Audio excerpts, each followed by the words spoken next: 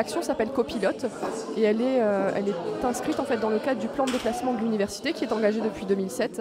L'objectif de cette action, c'est d'accompagner individuellement 300 salariés de l'université à tester pendant 2 semaines un mode de transport alternatif à la voiture individuelle. Grosso modo, ça va se passer en 3 étapes. La première étape, c'est une rencontre individuelle avec le salarié pour comprendre un peu quelles sont ses pratiques de mobilité, ses problématiques de mobilité. Ensuite, on voit ensemble, en fonction de cela, s'il est possible ou pas de tester, sur la période que le salarié souhaite, un autre mode que la voiture pendant 2 semaines sur ses trajets domicile-travail.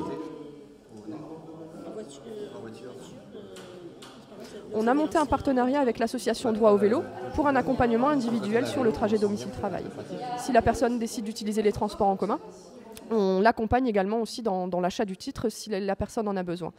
Le test de ce mode de transport alternatif sera complètement gratuit pour les salariés. Donc on a décidé de prendre en charge en fait, l'abonnement de transport en commun, la mise à disposition d'un vélo pendant les 2 semaines ou le coût que représentera l'utilisation du covoiturage. Depuis longtemps, ça fait depuis 82. C'est-à-dire que l'objectif de l'expérimentation, ça n'est pas de faire que l'ensemble des salariés viennent tous les jours autrement qu'en voiture sur le campus, mais c'est de se dire que peut-être 1 ou 2 journées par semaine, on n'a pas de contraintes, on ne doit pas aller au sport, on ne doit pas aller conduire ses enfants à l'école, et on peut éventuellement utiliser un autre mode de transport. Ça, c'est la première chose, effectivement, pour les personnes qui ont des contraintes.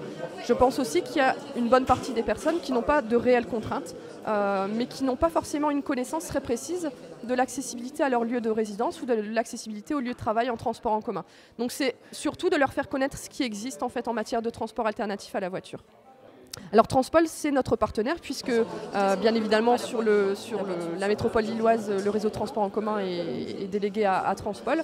Donc ils sont notre partenaire et puis c'est eux qui vont prendre aussi en charge le coût de l'abonnement en transport en commun pour les personnes qui testeraient le projet. Transpol est notre grand partenaire depuis qu'on a mis en place notre plan de déplacement à l'université. Donc voilà, ça nous paraissait quand même assez indispensable qu'il soit concrètement en fait, dans le projet avec nous.